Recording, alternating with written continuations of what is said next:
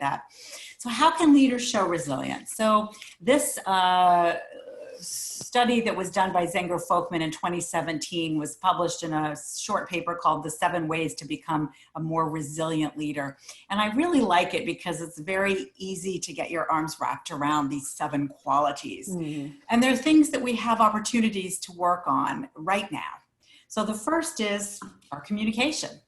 Are we communicating powerfully with others? And even more important now, since much of business is being conducted remotely on webinar, on Zoom and on WebEx and GoToMeeting. So communication skills have to bump up and elevate because you are not having water cooler conversations. You're not able to pop into people's physical offices. So you have to be intentional.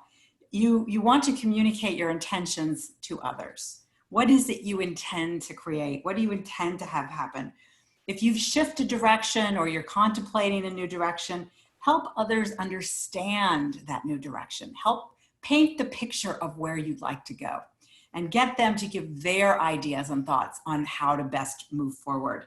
Promote conversations that will bring other people on board. The command and control style of leadership is not going to work in this environment whatsoever. So if anything, what we're going to be seeing now is birthing more collaborative, co-creative types of communication as we realize that our ability to thrive and prosper is very much dependent upon how we are being with one another. So this could be a very positive thing. Number 2, be coachable. Another way to show resilience is to be humble, to maintain a desire to improve and grow your skills throughout your career, to be open to feedback, constructive feedback so that you can improve, and be coachable.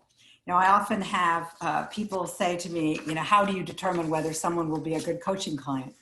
And I say, it's very simple. Do they want to learn and grow? That's it.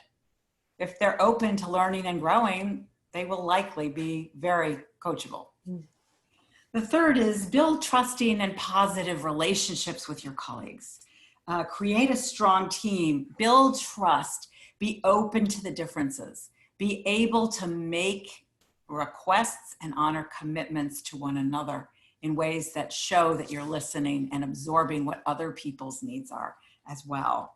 You need positive relationships with others in order to support your own change.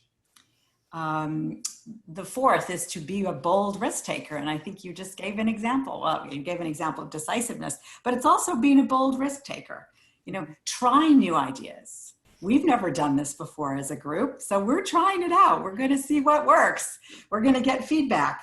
We're willing to take a risk. Yeah. This is a great time to take a risk because everyone is taking risks now. There is no playbook for this. So pretty much anything that you feel that you can manage to move toward and try, why not? This is a great time to try it. There's very little risk of failure right now. The fifth is to develop others. Be looking out for the welfare of other people.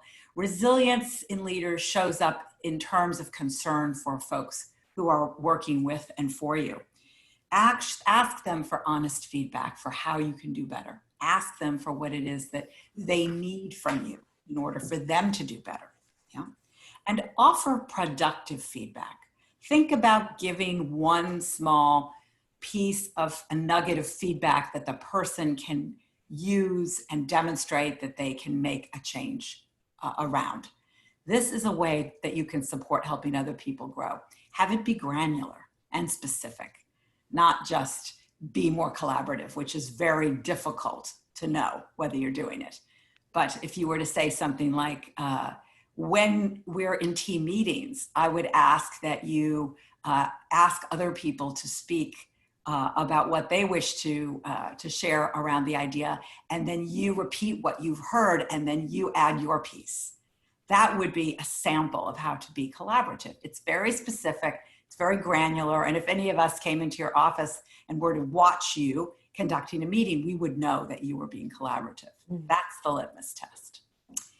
The next is to champion change. So we are being dragged into a period of the greatest change, most likely in our lifetime, certainly in this century.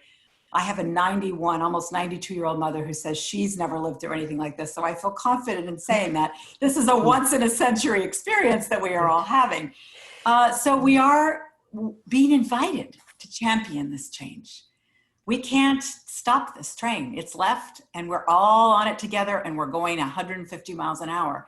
But what we can do is we can embrace it. We can look at opportunities and possibilities of how can we grow? What can we learn? How can we innovate? How might we get more of what matters to us in our lives? How do we create more trust in our team? We can encourage other people to change. When we see others around us that are kind of saying, well, I just can't wait for things to get back to normal. You know, I kind of shudder when I hear that because I truly believe we are not going back. I think that the normal that we are going to come out on the other side is going to look quite different than where we came from whenever we get out on the other side. So we have to think about creating the normal we desire, not about going back to where we were. Some things may be similar, but a whole lot is going to be more different than it's going to be similar in my assessment. And the seventh principle of resilience for leaders is to be decisive. So resilient leaders show that they are effective at making decisions and moving forward in the absence of certainty, which is most of the time. They will be willing to make a decision, perhaps to make the wrong decision. If they do, they'll pivot and they'll move in a different direction. I have this wonderful quote that says, "Swift and resolute action leads to success. Self-doubt is a prelude to disaster." So we have to step up and be decisive in whatever it is we're choosing to move forward.